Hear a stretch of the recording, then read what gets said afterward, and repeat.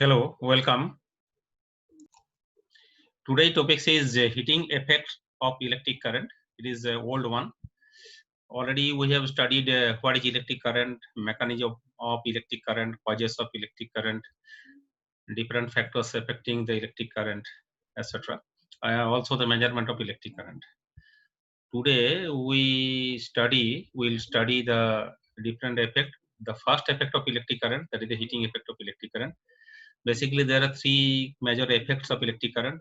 One is the heating effect, another chemical effect, another magnetic effect of electric current. Today we will learn about the heating effect of electric current. So what is the meaning of the heating effect, or what do you mean by heating effect of electric current?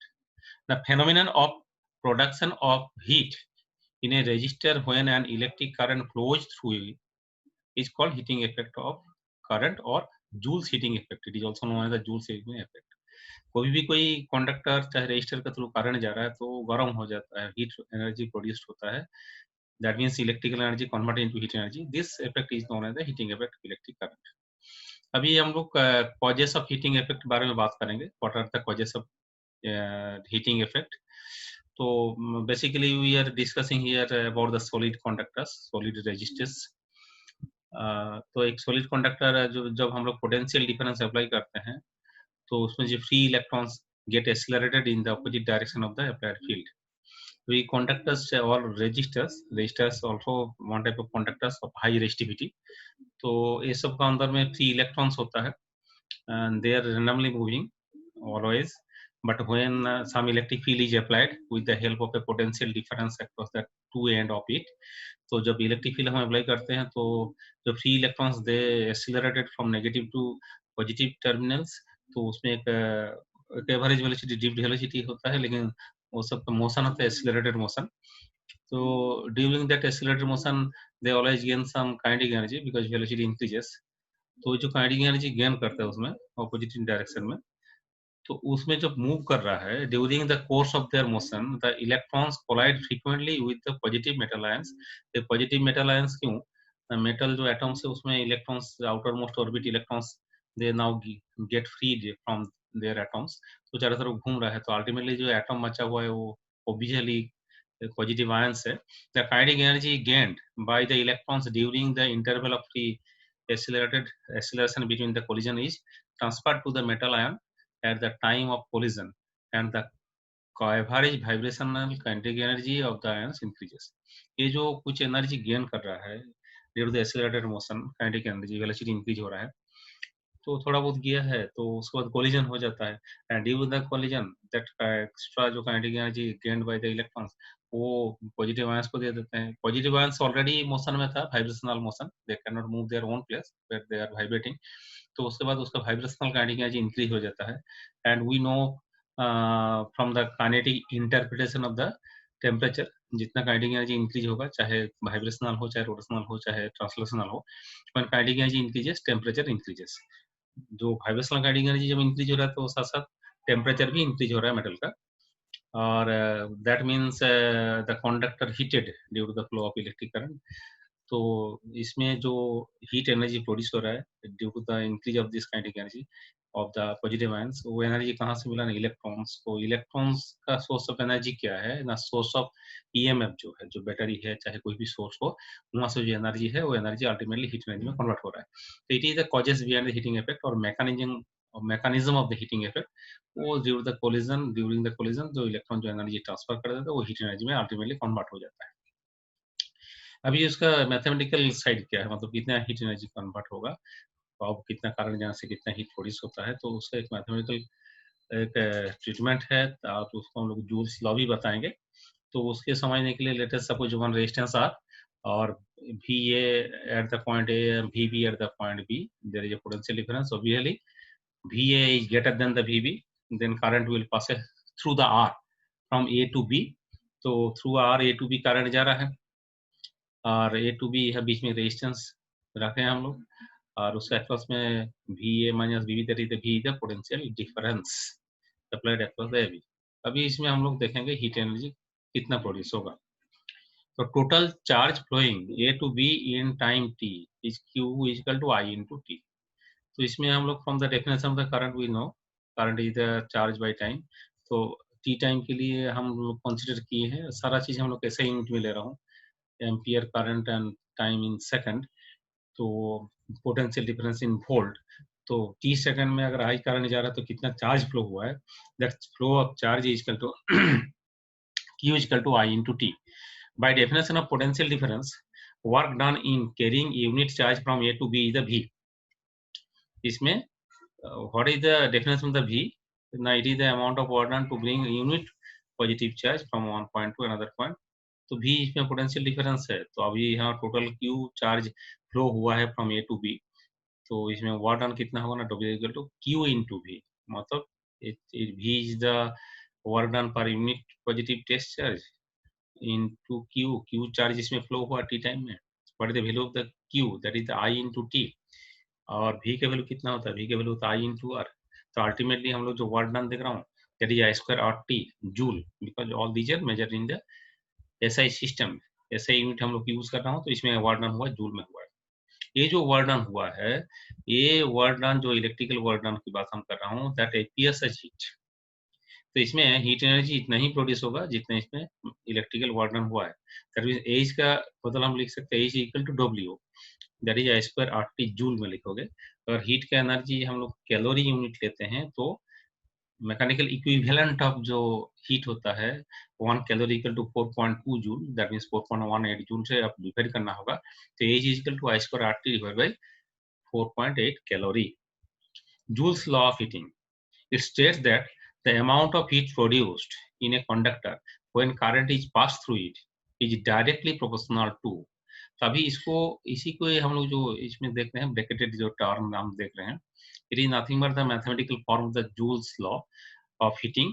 अगर हम इसको theoretically लिखेंगे तो क्या लिखेंगे ना, H varies I square, H varies R and H directly proportional to the T, मतलब conductor जो है कितना हीट एनर्जी प्रोड्यूस होगा, अगर करंट का आई है तो आई स्क्वायर का साथ directly proportional, that means current अगर डबल हो जाए तो हीटिंग इफेक्ट हो जाएगा 4 टाइम्स, हीट 4 टाइम्स प्रोड्यूस होगा, रेजिस्टेंस के साथ directly proportional H varies R, and अगर टाइम के साथ डायरेक्टली प्रोपोर्शनल, मतलब 1 मिनट में जितना हीट प्रोड्यूस होगा 2 मिनट में उसका डबल हीट प्रोड्यूस होगा।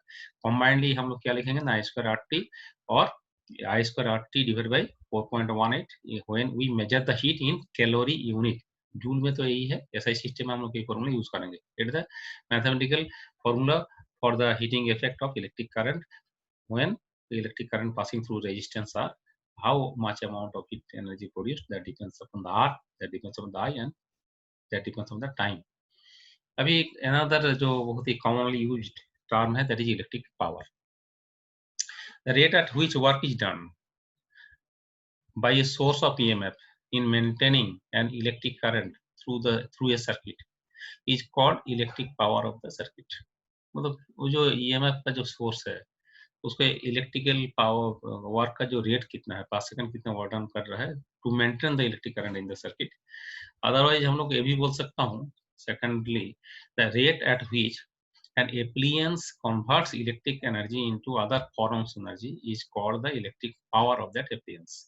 अभी इसमें पहला जो बात कर रहे थे पावर ऑफ द सोर्स की बात कर रहे थे, इसमें क्या था power consumption of the appliances, हम लोग ये जो ज्यादा यूज करते हैं ये वाला डिफरेंट एप्लियंस हम लोग यूज करते हैं, तो डिफरेंट एप्लियंस का जो पावर की बात होता है, जो 5 सेकंड कितना वो एनर्जी कंज्यूम कर रहा है एक्चुअली, दैट मीन्स कितना इलेक्ट्रिकल एनर्जी को वो दूसरा फॉर्म ऑफ एनर्जी जैसे heat energy, light energy, mechanical energy etcetera convert करते जा रहा है, तो हम उसको पावर बोलेंगे। ऐसे पावर का मतलब वही होता है वर्क डन पर सेकंड, तो कोई भी मैकेनिकल पावर हो तो भी, इसमें हम इलेक्ट्रिकल पावर तो भी, और वर्क और एनर्जी दोनों एनर्जी का मेजरमेंट होता है वर्क डन से, तो इसमें दोनों के इक्विवेलेंट हम लोग मानते हैं, तो वर्क बाय टाइम और energy by time that is the power. अभी इसका मान लीजिए इसमें एक सेम एग्जांपल दिया जाए, जो I current circuit for time T के लिए एक कांस्टेंट पोटेंशियल डिफरेंस V है उसमें फ्लो हो रहा है, तो वर्क डन हम थोड़ा पहले क्या निकाले हैं ना, that is V into Q, joule में आगे जब करेंगे V होता है potential difference, from the definition of the potential difference V is the work done per unit charge, कितना I करंट टी टाइम के लिए गया, चार्ज कितना गया तो I into T, तो V into Q that is the V into I into T, that is the work done। Then what is the electrical power or electric power, that is the electric work done divided by time taken for it, so it is the electric power। इसका 3 format में हम लोग इसको लिखेंगे। एक v equal to हम लोग जानते हैं I इंटू आर। जब इसमें v के वैल्यू यहाँ पुट कर देते हैं तो उसमें मिलेगा I स्क्वायर आर। ये भी एक फॉर्मूला है पावर का। और जब हम लोग I के वैल्यू वहाँ पुट कर देंगे, I के value v by R put करेंगे तो p हो जाएगा v square by R. It is another formula. तो एक ही साथ में तीनों फॉर्मूला आपको याद रखना होगा। तो इलेक्ट्रिक पावर का जो मैथमेटिकल फॉर्मूला हमको मिला है दैट इज v इंटू आई। जब जैसा क्वांटिटी आपको सप्लाई है, मतलब जानकारी है, उसी हिसाब से हम लोग रिलेशनशिप यूज करेंगे। जैसे P equal to V into I भी है, P equal to I square R भी है, P equal to V square by R भी है। तो इससे हम लोग का आई का वैल्यू निकाल सकता हूँ, पावर और वोल्टेज जानते हैं तो कितना करंट निकल सकता हूँ। पावर जानते हैं तो उसमें हम लोग वोल्टेज जानते हैं तो आर रेजिस्टेंस निकाल सकता हूँ। चाहे इसमें से कोई दो क्वांटिटी जानेंगे तो हर क्वांटिटी हम लोग यहाँ से निकाल सकता हूँ। Very important and basic formula of the physics.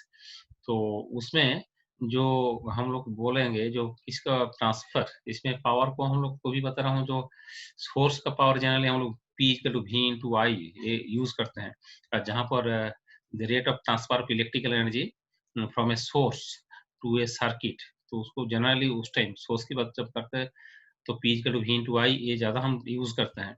The rate of transfer of electric energy to thermal और heat energy in a resistor of resistance R. तो हम लोग जहाँ पर इलेक्ट्रिकल एनर्जी हीट एनर्जी में कन्वर्ट होता है तो उसमें P equal to I square R और V स्क्वायर बाई आर ये फॉर्मूला बेसिकली हम यूज करते हैं। ऐसे हार्ड एंड फास्ट रूल नहीं है, जहाँ जैसे सिचुएशन होगा एक ही पावर का एक ही पावर है इलेक्ट्रिकल पावर, उसको 3 फॉर्मेट है, जैसा डेटा आपको अवेलेबल होगा उस हिसाब से आप लोग यूज करना होगा। इसके बाद इसका यूनिट के बारे में बात किया जाए तो जैसे दोहरा मैकेनिकल पावर का यूनिट वाट होता है, इसमें भी वाट ही होता है, क्योंकि इसमें एनर्जी का unit in all type of energy in SI system that is the joule. Electrical energy का यूनिट भी होता है एसआई सिस्टम में, जूल होता है, तो जूल पर second that is the 1 watt.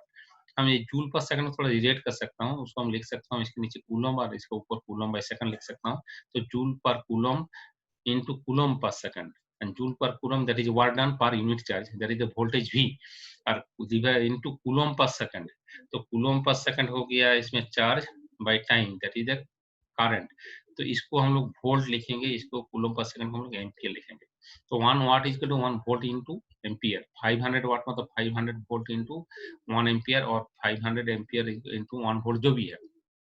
Volt ampere भी बहुत सारा इलेक्ट्रिकल एप्लियंसेस जैसे इलेक्ट्रिकल स्टेबिलाईजर की बात हम लोग सोचते हैं तो उसमें वाट का बदल वोल्ट पर एम्पियर, सपोज 500 वोल्ट पर एम्पियर, 1000 वोल्ट पर एम्पियर, इसे वोल्ट पर एम्पियर नहीं, सॉरी, वोल्ट इनटू एम्पियर लिखा जाता है। इसका मतलब भी वोल्ट एम्पियर मतलब ही वाट होता है। उसमें क्यों लिखा जाता है? क्योंकि स्टेबिलाईजर में वोल्टेज को अप और डाउन किया जाता है, high voltage low voltage, low voltage high voltage. तो उसमें हम लोग जो उसका जो कैपेसिटी समझते हैं, जो अगर लो वोल्टेज होगा तो ज़्यादा करंट उसमें ड्रॉ करेंगे, और लो हाई वोल्टेज होगा कम करंट होगा, तो दोनों का प्रोडक्ट जो होगा वो उस टाइम उसका हम पावर बोलेंगे, इतना पावर उसमें ट्रांसफर हो रहा है। तो वो वाट को हम लोग वोल्ट इंटू एम्पियर भी लिख सकते हैं, एक ही बात है। तो इट इज ऐसा इन ऐसा system what is the unit of electrical power, volt into ampere, and that is also the what. तो बड़ा यूनिट हम इसको यूज करते हैं, सब में यूज करते हैं, इसमें भी यूज किया जाता है, जैसे kilo watt that mean 1000 watt. Megawatt मतलब means 10 to the 6 watt. Mega मतलब 10 टू द 6 होता है, 10 टू द 6 वाट, और किलो मतलब 10 टू द पावर 3 वाट। इसका कमर्शियल यूनिट ओपनली आप लोग सुनोगे 1 HP हॉर्स पावर बोला जाता है। तो हॉर्स पावर एक यूनिट है। अभी एट प्रेजेंटली हम किलो वाट ही ज़्यादा यूज करते हैं, लेकिन पहले इलेक्ट्रिकल मोटर होगा तो इतना HP का 2 HP 3 HP ऐसा लिखा रहता था। तो अभी 1 HP का मतलब होता है अप्रोक्सीमेटली 746 वाट। तो ये भी एक यूनिट है, कमर्शियल यूनिट जो हम बोलते हैं। किलोवाट भी अभी HP का बदला एज प्रेजेंट किलोवाट ज़्यादा यूज किया जा रहा है, ज़्यादा जहाँ पावर है वहाँ HP से बोला जाता है। लो पावर के लिए वाट में हम लोग यूज करें कोई बात नहीं। इसके बाद हम लोग पावर के बाद हम इलेक्ट्रिकल एनर्जी आएंगे। तो इलेक्ट्रिकल एनर्जी तो पहले से पढ़ते आ रहा हूँ, तो पावर भी पढ़ लिए, फिर वही इलेक्ट्रिकल एनर्जी को रिपीट किया जाए।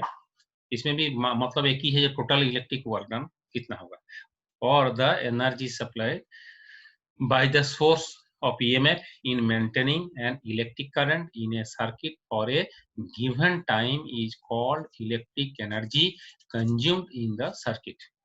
मतलब वही है टोटल वर्क डन कितना हुआ है in maintaining an electric current in A circuit for a given time. तो पहले जैसा था वही सेम चीज का रिपीट किया जाए। तो इसमें अगर पावर होता है वर्क बाय टाइम, तो वर्क कितना होगा, पावर इनटू टाइम। अभी कितना एनर्जी खर्चा होगा, that depends on the power of the appliances used in the circuit and the time for which this power is maintained। तो P हो गया V इंटू आई, और टाइम हो गया T, तो VIT that is I square R T.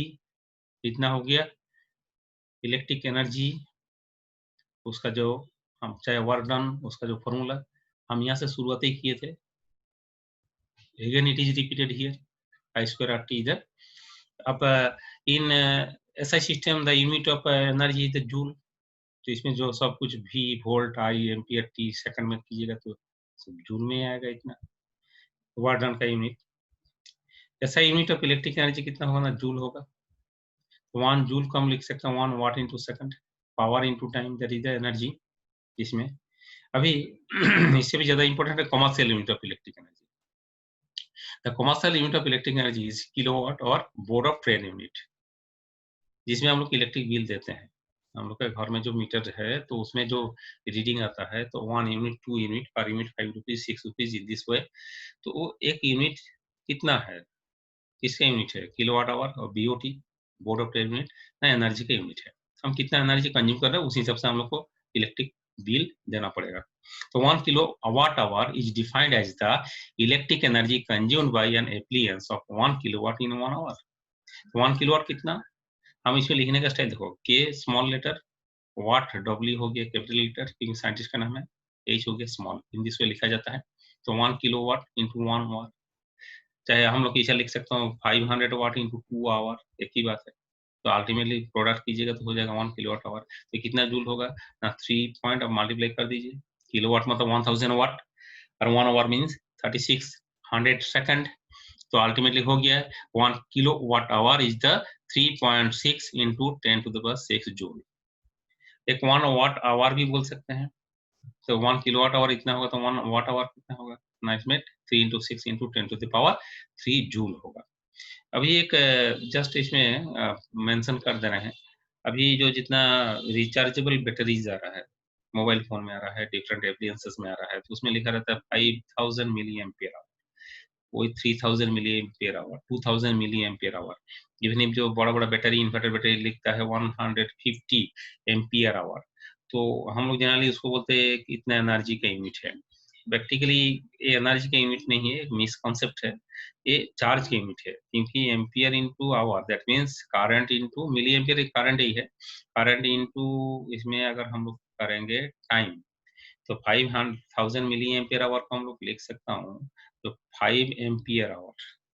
तो ये जो है current into time that is nothing but the charge. इसमें कितना चार्ज स्टोर होता है, energy stored device capacity, specially rechargeable batteries, but it is not a unit of energy, it is a unit of charge. 1 milliampere hour मतलब कितना होगा, 3.6 coulomb है actually, लेकिन तो भी हम लोग हिंदी से क्यों बोलते हैं, इसके सिंपल इंटरप्रिटेशन है। अगर हम लोग यहाँ से 1000 मिली एम्पियर यू लेंगे, करंट ड्रॉ करेंगे बैटरी से, तो इसमें 5 आवर तक चलने वाला है। चाहे 50 लेंगे तो 100 आवर तक चलने वाला है, 500 लेंगे तो 10 आवर तक चलने वाला है, लेकिन चलता एक्चुअली नहीं। जो लिखा रहता है उससे एक परसेंटेज मिलता है, 100% हमको आउटपुट नहीं मिलता है। तो चार्जिंग के टाइम भी हम लोग को इतना ही चार्ज देना है, तो ज़्यादा चार्ज स्टोर होगा तो ज़्यादा हम लोग को रिटर्न भी मिलेगा। मतलब इसका सिंपल इंटरप्रिटेशन यही है, अगर हम लोग 1000 मिली एम्पियर करंट ड्रॉ करते हैं 5 आवर्स तक हम लोग वो करंट ड्रॉ कर पाएंगे। तो एक टाइप का एनर्जी सोच लेते हैं, but it is not the unit of energy. एक कॉमनली टर्म है पावर रेटिंग। आप कोई भी इलेक्ट्रिकल एप्लियंस आपका घर में है, चाहे खरीदने जाओगे तो उसमें लिखा रहता है इतना वोल्ट इतना वाट, इतना वोल्ट इतना वाट, ऐसे लिखा रहता है। इवन एक एलईडी खरीदने जाओगे तो भी एक इतना वोल्ट और इतना वाट, 9 वाट का, 15 वाट का बल्ब हो जाएगा, 100 वाट, 60 वाट, 200 वाट, 40 वाट, लेकिन सब में वोल्टेज सेम रखा जाता है। तो पावर रेटिंग मतलब वही है जो आप लोग देखते हैं उसमें। The power rating of an electrical appliances is the electrical energy consumed per second by the appliance when connected across the marked voltage of the mains। मतलब इसमें जैसे एक सिंपल एग्जांपल, आप एक इलेक्ट्रिक बल्ब खरीद लिए हैं तो उसमें लिखा रहता है 100 वाट 20 वोल्ट, इसका मतलब जो अगर उसको 220 वोल्ट में ही कनेक्ट करना है, number 1, and at that time it will consume a power that is the 100 joule पर सेकंड, मतलब 100 वाट उसका पावर उस टाइम होगा।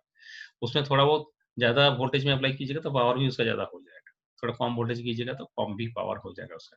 तो ये जो है इस वोल्टेज में अप्लाई कीजिएगा तो इतना वाट लेते हैं। साथ-साथ और एक रेटिंग की बात होता है, जैसे मान लीजिए आपका कार का एक हेडलाइट है, उसका जो बल्ब है, suppose 100 watt but that is the 12 volt. वो 12 वोल्ट 100 वाट को हम 220 वोल्ट में अप्लाई नहीं कर पाएँगे, तो फ्यूज़ हो जाएगा। तो रेटिंग का मतलब यही है, जो ये जो बल्ब बनाया गया है, इतना वोल्टेज में आप अप्लाई करेंगे तो 100 वाट ये पावर उस टाइम ड्रॉ करेगा। ये फिक्स नहीं है, ये जो वोल्टेज अगर ज़्यादा हो जाए, कभी मान लीजिए 230 हो गया, 240 होगा, तो इसमें पावर भी थोड़ा ज़्यादा हो जाएगा। वोल्टेज कम होगा तो इसका पावर भी कम हो जाएगा। ये पर्टिकुलर इस वोल्टेज में ही इतना पावर होगा, but it is not a constant term. Voltage change कीजिएगा, थोड़ा 19-20 कर सकते हैं, फ्यूज़ नहीं होगा, ज़्यादा होगा तो फ्यूज़ हो जाएगा, कम होगा तो ये लाइट देगा ही नहीं हमको। तो ये ऐसा रेटिंग का मतलब यही है।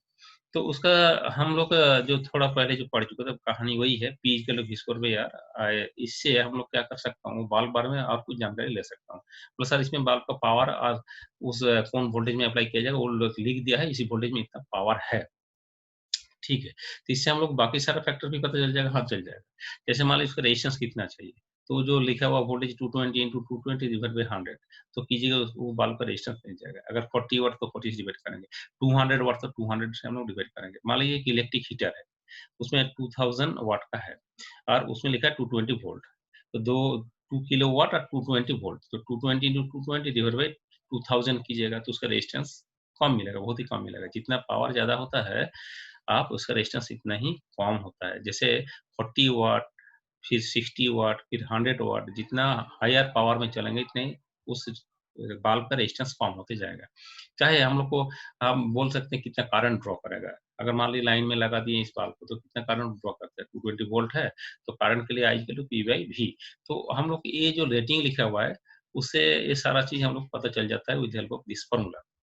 तो उसके बाद ये तो पावर है, तो इसमें बात यही होता है, जो मान लीजिए ऐसे ही बल्ब आप खरीद के ले आए हैं, 3 टाइप का रेटिंग का बल्ब लिए, 40 वाट ले लिए, 60 वाट ले लिए, 100 वाट बल्ब 3 ले लिए। अब ये 3 को आप बाय एक्सपेरिमेंट क्या कर रहे हैं ना, एक सीरीज में डाल देते हैं। मान लीजिए घर का लाइन है, वो 220 वोल्ट मान लीजिए, उसके लिए बल्ब आप लेकर आए हैं, तो उसमें सीरीज में डाल दिया जाए, जिसका वोल्टेज भी V है। अब इसका रेटिंग क्या है ना, P1 भी इसका रेटिंग कितना है, ना P2 भी इसका रेटिंग, P3 भी, मतलब सब उसी वोल्टेज के लिए बना हुआ है। लेकिन जब हम सीरीज में डाल देंगे सबको वोल्टेज कम मिलेगा। ये टोटल जो वोल्टेज V है, जो सबको मिलना चाहिए था, तो प्रॉपर्ली वो काम कर पाता था, मतलब उसका पावर P1 होता, P2, P3। लेकिन अभी वोल्टेज 3 पार्ट में बाँट गया, V1, V2 और V3। मैं टोटल जो V जो पोटेंशियल अभी तीनों में बाँट गया, तो इसका जो पोटेंशियल डिफरेंस जो है ना कम मिल रहा है, जितना रेटिंग है उससे कम मिल रहा है। तो नेचुरली पावर बहुत ही कम हो जाएगा, इसका भी कम होगा, उसका भी कम होगा। तो तीनों मिलकर के इक्विवेलेंट एक पावर होगा। सिंगल-सिंगल अगर हम लोग अप्लाई करते थे, P1 था, इसके P2 था, इसमें P3 था। लेकिन जब सीरीज में हम अप्लाई करेंगे, तो इसका जो पावर का कैसे ऐड होगा, कैसे इक्विवेलेंट पावर हमको मिलेगा। तो कैसे इक्विवेलेंट पावर मिलेगा, इसके लिए हम लोग क्या करेंगे, ना ज़्यादा होगा ना कम होगा, हम थोड़ा देख लेते हैं। तो इसमें देखो सबका रेजिस्टेंस तो आप कैसे भी कनेक्ट कीजिएगा, जो उसका अंदर में जो कॉइल है, उसका रेजिस्टेंस तो हम लोग वही मान के चलेंगे, क्योंकि कनेक्शन के ऊपर रेजिस्टेंस डिपेंडेंट नहीं हो, तो बन के आ गया है। तो पहला का रेजिस्टेंस कितना होगा, R1 that is V square by P1। दूसरा का रेजिस्टेंस हो जाएगा R2 that is V square by P2 और इसका V स्क्वायर बाई P3। तो हम लोग ये तीनों का रेजिस्टेंस हम लोग निकाल सकता हूँ with the help of this formula. मतलब जब ऐसे ही रखा हुआ है तो उसका रेजिस्टेंस कितना है। तो रेजिस्टेंस इसमें है, इसमें इतना रेजिस्टेंसेस है। अभी तीनों को एक साथ में सीरीज में डाल दिए। तो as the bulbs are connected in series, so their equivalent resistance is। तो सब मिला करके देखो, रेजिस्टेंस किसी का भी हो, बल्ब का हो, तो internal resistance of the EMF हो, चाहे ऑर्डिनरी रजिस्टर का रेजिस्टेंस हो, जब सीरीज में डालोगे उसका फॉर्मूला एक ही है, R1 plus R2 plus R3। Parallel में डालोगे तो 1 by R equal to 1 by R1 plus 1 by R2 plus 1 by R3। वो रेजिस्टेंस के लिए रूल अलग-अलग जगह पर अलग नहीं है, चारों तरफ रूल एक ही है। ऑलरेडी हम लोग ईएमएफ के लिए देख चुके हैं, सोर्स ऑफ ईएमएफ के लिए भी देख चुके हैं, इंटरनल रेजिस्टेंस का बात भी, पहले रेजिस्टेंस की बात भी। तो इसमें टोटल इक्विवेलेंट रेजिस्टेंस कितना होगा ना, R1 plus R2 plus R3 होगा। तो पहला कितना है ना, V by P, V square by P1। दूसरा का कितना है, V स्क्वायर बाई P2। तीसरा कितना है, V स्क्वायर बाई P3। तो टोटल रेजिस्टेंस कितना हुआ ना, तीनों का ऐड हुआ है। तो P the effective power of the combination, then R is equal to V square by P equal to V square by P। हम लोग यहाँ वैल्यू पुट कर दें तो कितना होगा, V square by P equal to V square by P1 plus V square by P2 plus V square by P3 V square same है, cancel हो गया, तो 1/p equal to 1/p1 plus 1/p2 plus 1/p3। मतलब इसके जो capacitor जैसे ही कहानी आ गया, जब सीरीज में होगा तो तीनों मिलकर के जो पावर, जबकि सबका ये रेटिंग वोल्टेज रेटिंग सेम होना चाहिए, तभी हम कहानी बोल रहा हूँ। सबके एक ही वोल्टेज में रेटिंग था, लेकिन जो बल्ब है सबके मान लीजिए 220 वोल्ट के लिए बना हुआ था, लेकिन अभी तीनों को सीरीज में एक साथ में 220 वोल्ट में डाल दिया जाए तो इसका जो इक्विवेलेंट पावर होगा सबसे कम से भी कम हो जाएगा। ये जो फॉर्मूला होता है ना, इसका वैल्यू 1/p ये कैलकुलेशन करके देख लिया जाए तो देखोगे अगर 40 वाट, 60 वाट, 100 वाट है तो इसका इक्विवेलेंट पावर जो है ना 40 वाट से भी कम होगा। लेकिन पैरेलल जो हम लोग का एक्चुअली पैरेलल कॉम्बिनेशन के लिए बनाया गया है, हम लोग के घर में जितने एप्लियंसेस है all these are connected in parallel combinations. तो इसमें जो बल्ब हम देख रहा हूँ, जो 3 बल्ब, वो सेम 3 बल्ब को हम लोग पैरेलल में डाल दिए। जब पैरेलल में सब कुछ डाला जाता है, आपका घर में जितने एप्लियंसेस है सब पैरेलल में डाला हुआ है, सबका वोल्टेज सेम मिलता है, पावर रेटिंग सबका अलग-अलग होता है सेम वोल्टेज में। तो इसमें रेजिस्टेंस तो इसमें भी वही है, R1, R2, R3 तीनों है। जब पैरेलल में होगा तो रेजिस्टेंस का इक्विवेलेंट रेजिस्टेंस कितना होगा ना, 1/R। If R is equivalent resistance तो कितना होगा, 1/R is equal to 1/R1 plus 1/R2 plus 1/R3। तो V square by R is equal to V square by R1 plus V square by R2 plus V square by R3। तो ultimately इसमें जो formula हमको मिलेगा, it is the equivalent power P, it is the P1, it is the P2, it is the P3। That means सबका सम हो जाएगा। तो parallel में क्या होता है ना, पावर डायरेक्ट ऐड हो जाता है। तो इससे आप लोग आपके घर में कितना पावर कंज्यूम होता है तो आप निकाल सकते हैं एट एनी मोमेंट। आप कितना एप्लियंस यूज कर रहे हैं सबका पावर डायरेक्ट ऐड कर दीजिए, क्योंकि all these are connected in parallel. तो इतना पावर कंजम्पशन हो रहा है, फिर इनटू टाइम कीजिए, कितना आवर कीजिए, कितना घंटा के लिए यूज हो रहा है, तो वाट आवर आएगा। डिवाइड बाई 1000 कीजिए, किलो वाट आवर आएगा। तो उससे हम लोग कितना यूनिट खर्चा होगा हम लोग अंदाजा लगा सकता हूँ। ऐसे आपका मीटर रीडिंग आता है अप्रोक्सीमेटली वही आएगा, उसका आसपास आएगा। अगर नहीं आ रहा तो आपको कोई चेक कीजिए, वेरीफाई कीजिए कि मीटर सही है ना गलत है। तो एक पावर पैसे वो ऐड होता है जब सीरीज में है। लेकिन इसमें एक चीज क्या रहा होगा, सीरीज में मतलब सबका रेटिंग सेम था। रेटिंग सेम था मतलब सब बनाया गया सब सेम वोल्टेज के लिए, उसके बाद हम सीरीज में डाल रहा हूँ। ओके। और इसमें सब सेम वोल्टेज के लिए बनाया गया, सब पैरेलल में डाल रहा हूँ। तो ये तो प्रॉपर कनेक्शन हुआ है, सही कनेक्शन यही है। सीरीज कनेक्शन में आपको पावर नहीं मिलेगा। उसमें से भी अगर पूछा जाए, ये तीनों का जो बल्ब है, ये 40 मान लीजिए, 60 वाट, 100 वाट, ये तीनों का जो बल्ब है, तीनों का जब सीरीज में है तो क्या ब्राइटनेस सबका सेम होगा? नहीं होगा। अभी 40 वाट का ब्राइटनेस सबसे ज्यादा होगा, क्यों? इसका रेजिस्टेंस सबसे ज्यादा है, क्योंकि सबको अंदर में सेम करंट जा रहा है। आई सबके लिए सेम है, तो आई सबके लिए सेम है, तो इसमें हीटिंग इफेक्ट ज्यादा होगा, इसमें I square R, I square R, I square R. इसका आर जो सबसे ज्यादा पावर होता है मान लीजिए 100 वाट, उसका आर सपोज 100 वाट, हम यहाँ पर ले रहा हूँ 100 वाट, 100 वाट से ऊपर होता है पावर, 200 वाट, 500 वाट, कुछ भी है। तो इसमें हम देखेंगे ये इसका ब्राइटनेस सबसे कम होगा, क्योंकि रेजिस्टेंस सबसे कम है। तो इसमें जब सीरीज में डालोगे ना, पैरेलल में डालोगे, 100 वाट सबसे ज्यादा ज्यादा लाइट देने वाला है, क्योंकि सबसे ज्यादा हीटिंग इफेक्ट होगा, सबसे ज्यादा एनर्जी का कंजम्पशन होगा, तो ज्यादा लाइट मिलेगा। लेकिन जब सीरीज में तीनों का डाल दिया जाए, सेम रेटिंग वाला बल्ब, लेकिन बार बार बता रहा हूँ सेम वोल्टेज में रेटिंग वाला, manufactured for the working same voltage, ये बार बार हम बता रहा हूँ, नहीं तो एक बात का कोई मतलब ही नहीं बनता है तब।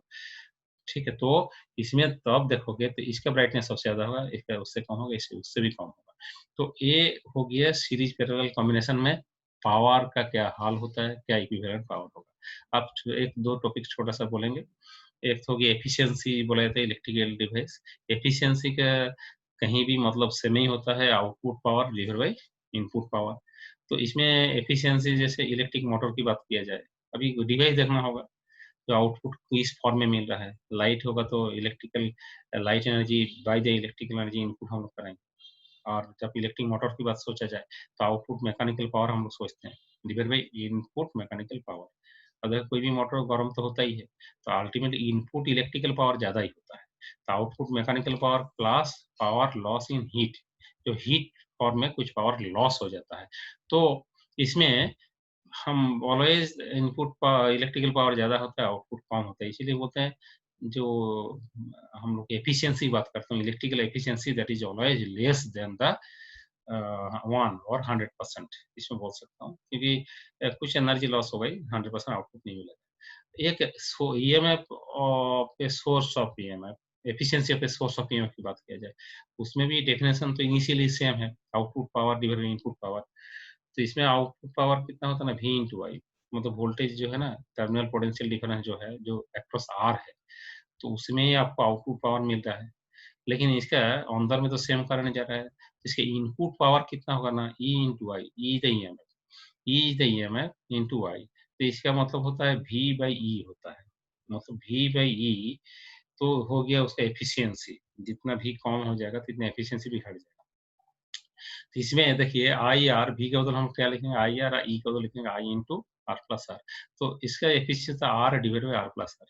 इसमें इंटरनल रेजिस्टेंस अगर जितना ज़्यादा होगा इतना एफिशिएंसी कम होगा। जैसे primary cell, secondary cell, primary cell का आर का वैल्यू, स्मॉल आर का वैल्यू ज़्यादा होता है। तो इसीलिए प्राइमरी सेल जो है उसका एफिशिएंसी कम होता है और सेकेंडरी सेल का जो एफिशिएंसी ज़्यादा होता है, क्योंकि उसमें internal resistance, actually internal resistance जितना ज़्यादा होगा इतना ही एनर्जी लॉस होता है। तो जो लॉस हुआ वो तो हमको तो मिला नहीं, तो इसीलिए एफिशिएंसी लेस देन 1 होगा। एक एक मैक्सिमम पावर ट्रांसफर थ्योरम बोलते हैं। बोले उसमें जो पावर मैक्सिमम पावर होता है, इसमें एफिशिएंसी की बात नहीं कर रहा हूँ, मैक्सिमम पावर की बात की जा रही है। एफिशिएंसी डिफरेंट है और पावर डिफरेंट है। पावर हो जो एफिशिएंसी हो गया आउटपुट बाई इनपुट, इसमें हम इनपुट की बात ही कर रहा हूँ। It states that the power output across a certain load due to a cell or battery is maximum if the load resistance is equal to the effective internal resistance of cell or battery। मतलब क्या हुआ ना, ये सबसे ज्यादा maximum power कितना हम draw कर सकते हैं उससे ना, जब आर और स्मॉल आर के वैल्यू सेम हो जाए तो एफिशिएंसी कितना हो जाएगा, तो 1/2 मतलब 50%। मतलब अगर उस टाइम भी हम लोग एफिशिएंसी की बात सोचे ना, 50% एफिशिएंसी हो, क्योंकि आर, आर प्लस आर, ये स्मॉल आर आर सब सेम हो जाए तो ऊपर में आर हो जाएगा, नीचे 2 आर हो जाएगा, तो कितना हो जाएगा, हाफ हो जाएगा। उस टाइम एफिशिएंसी कितना हो जाएगा ना, 50% हो जाएगा। तो ये एक मैक्सिमम ट्रांसफर थ्योरम है, इसका प्रूफ भी है, लेकिन आपका लेवल में इसका जरूरत नहीं, इतना ही याद रखिए। मैक्सिमम पावर ट्रांसफर थ्योरम क्या है ना, जब आर, इंटरनल रेजिस्टेंस और एक्सटर्नल रेजिस्टेंस जो है ना, तो वो दोनों जब इक्वल होगा तो उस टाइम मैक्सिमम पावर ट्रांसफर होता है। उससे आर ज़्यादा होगा तो उससे कम हो जाएगा, और कम भी होगा तो उससे भी कम हो जाएगा। आर और स्मॉल आर दोनों बराबर होगा, उस टाइम उसका एफिशिएंसी हो जाएगा 50%, मतलब 1/2 हो जाएगा। तो ये था heating effect of electric current. और कुछ बात जो हम यहाँ डिस्कशन नहीं किए हैं, what are the different uses of heating effect electric current, you already know all this. अब ये क्लास 10 का ही मेनली बात था। आप उसमें जानते हैं जो हीटिंग इफेक्ट कहाँ यूज किया जाता है, इलेक्ट्रिक बल्ब में हीटिंग इफेक्ट यूज होता है, इनकैंडेशन बल्ब बोलते हैं उसको, इलेक्ट्रिक हीटर, इलेक्ट्रिक गीजर, उसके बाद इलेक्ट्रिक आयरन, ये सब बहुत जगह पर हीटिंग इफेक्ट हम लोग यूज करते हैं। हीटिंग इफेक्ट के साथ साथ हम लोग पावर रेटिंग ये सब भी हम बात कर लिए। वो पावर रेटिंग का जो बात है ओनली हीटिंग इफेक्ट के लिए बात ये नहीं, पावर रेटिंग का जो बात है डिफरेंट एप्लियंसेस आपका घर में है, डिफरेंट काम के लिए यूज हो रहा है, सब हीटिंग इफेक्ट के लिए यूज हो रहा है, बात नहीं है। तो वहाँ भी पावर, जैसे बल्ब का भी पावर रेटिंग होता है, एक ट्यूबलाइट का भी पावर रेटिंग होता है, इलेक्ट्रिक मोटर का भी पावर रेटिंग होता है। एक आप कोई भी जो एप्लियंस यूज कर रहे, कोई भी एप्लियंस यूज कर रहे हैं उसको देखोगे आपको सब पावर रेटिंग होता है। वहाँ से हम लोग कारण निकल सकता हूँ, और वो हमको मदद करते हैं डेली लाइफ में, कैसे है ना, कितना पावर मेरा रूम में कंजम्पशन हो रहा है, तो उसमें कनेक्शन लेना है, कोई वायर चाहिए मुझे, तो आप दुकान में जाओगे तो वायर मिलता है, कितने एम्पियर का वायर चाहिए, उस हिसाब से डायमीटर कितना होना चाहिए, 1.5 मिलीमीटर ना 1 millimetre, 2 millimetre, 3 millimetre, different thickness का वायर मिलता है। तो जितना ज़्यादा करंट है उतना ही थिकनेस वायर चाहिए, तो उसमें लिखा रहता है कितना करंट के लिए। तो आप सेफ्टी लिमिट के ऊपर ही रखना पड़ता है। जैसे मान लीजिए आपको 5 एम्पियर करंट टोटल ड्रॉ होगा, तो कम से कम 15 एम्पियर का तार लगा दीजिए, तो कभी प्रॉब्लम नहीं क्रिएट होगा, मतलब एक्सीडेंट नहीं होगा, ओवरहीटिंग नहीं होगा। ओवरहीटिंग अगर पतला तार लगाओगे तो ओवरहीटिंग होगा, तो उसमें इसमें चांस है, फायरिंग के चांस है। तो ये हो गया एक इतना heating effect of electric current. And I think this amount of this concept is sufficient for you standard for standard 12। ठीक है, तो आज यहाँ पर ये जो इलेक्ट्रिक करंट का एक लास्ट टॉपिक था, ये कंप्लीट हुआ है आज।